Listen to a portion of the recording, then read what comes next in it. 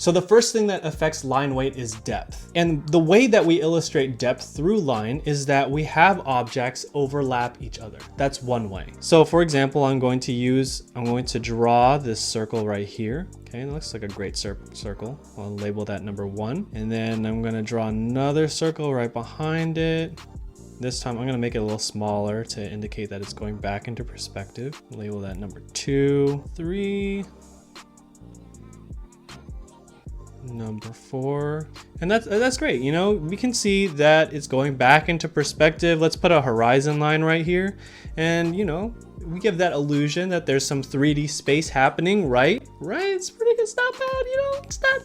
It's not wrong. No, a better way of illustrating this is as we go back into space, we're gonna make each circle as it goes back into space thinner in line weight. So, for example, I'm gonna draw the first circle again. Remember, high IQ plays only, all right? And then as we go to circle 2, I'm gonna lower the brush size just a little bit. Label that number 2. Circle 3, I'm gonna lower that brush size again, circle 3. And then for the last one, circle 4.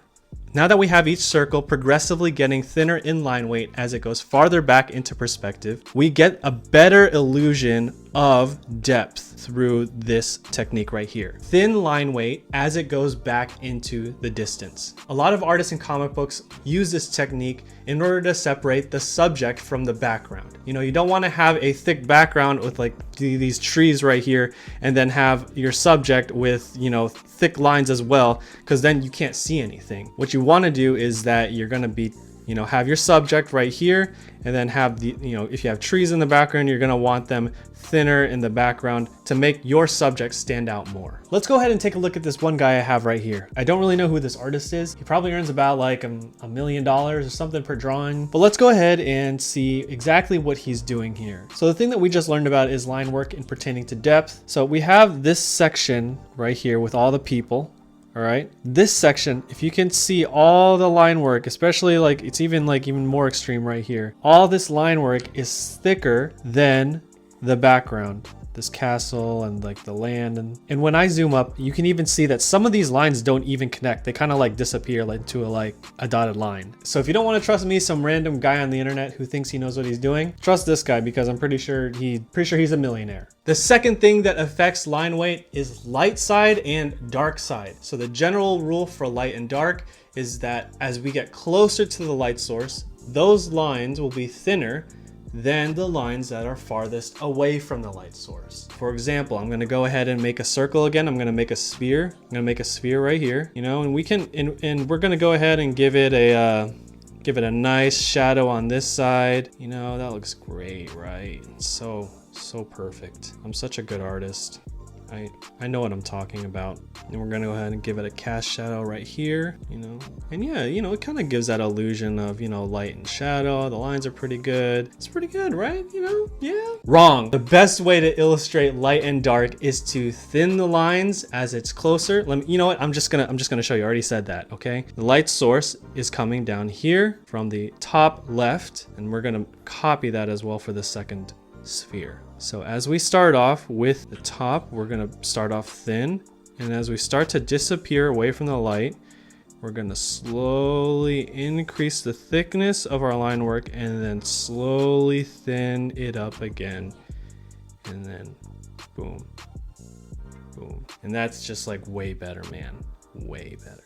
And you know, for added dramatic effect, as the light hits the surface of this sphere, I'm gonna just go ahead and delete that part entirely to further emphasize my point. Sometimes you can just let lines disappear. We're gonna go ahead and shade this part in and give it a shadow. And that infinitely looks better. Let's remove the arrow to see it. The arrow's a little distracting. As we can see that the line work already communicates a giant bright light hitting the top of the object. High IQ, low IQ. Okay. I have right here Sean Gordon Murphy. He's an amazing comic book illustrator and he uses a lot of big shapes, so it's a little tough to see the lines here. But let's go ahead and take a look here and let's just study where the shadows are in this drawing. So you can tell that a lot of the shadows are down here, so we can at least say that the light is coming down this way, or maybe even more steeper than that. It's probably about like that throughout the entire illustration. And if you zoom up on this guy's head and on this guy's shoulder, you can see that as the light touches the shoulder, as the light touches his head, you can see that these lines up here are thinner than these lines in the folds. When folds happen, shadows are created between them. And since shadows are created between them, line work is thicker in those areas. And you can see what I talked about as well. Sometimes it's okay to let lines completely disappear, like in this area right here. We have more big bold lines right here where the folds are. That's what I'm talking about, with where shadow is casted. In another place right here. I'm assuming that probably the light is headed in probably about this direction. And you can see that the lines that are closest to the light side are thinner. And as it goes farther away, it gets thicker, especially in these dark areas of the folds. It's thicker on this side as well, and also underneath the arm where the sun isn't getting to it. You can see a lot of the light is hitting his forehead. His forehead's really light. You know, you get it. The third thing that affects line weight is gravity. Now, I'm gonna be quite honest. I have no idea where I got this from. I just think it looks kind of nice in some cases. As lines are weighed down by gravity, what I like to do is, as they are weighed down, I like to thicken the line, and as it goes back up, I like to thin the line again. So for example, if we have a hanging piece of drapery that is nailed to this wall, invisible wall, with the folds that come from it, as they're weighed down by gravity, I'm gonna thicken the lines like that, thicken the lines. We don't want it to be too distracting, of course. We wanna make sure that our outline is a little bit thicker. I got text. And like I said before, this is one of those techniques that you kind of have to feel for, and you have to have an eye for it. So study masters' works, study comic book artists. A lot of them deal with this sort of thing. I don't know where I got it from, honestly. I have no idea. And the last thing that affects line weight are details and main subject. And that's a little complicated, but let me explain. So let's just say we have this box right here, okay? And we can clearly see that this is a box. Obviously, I drew it. Whatever I draw is basically perfect. But there's a better way of drawing this box. So let's draw the contour lines of this box. The contour meaning the outline. So this shape right here. As we go into the details of the box, like these lines right here, we want to make those lines thinner. So let's go ahead and make the lines thinner, and then bam. The main purpose for this is to make sure that our subject isn't cluttered with so many of the same kinds of lines. Another example is the use of folds. So we can have an arm that's like lifted up, give this guy like a sweater, okay? We're gonna make his outline thicker than the main details.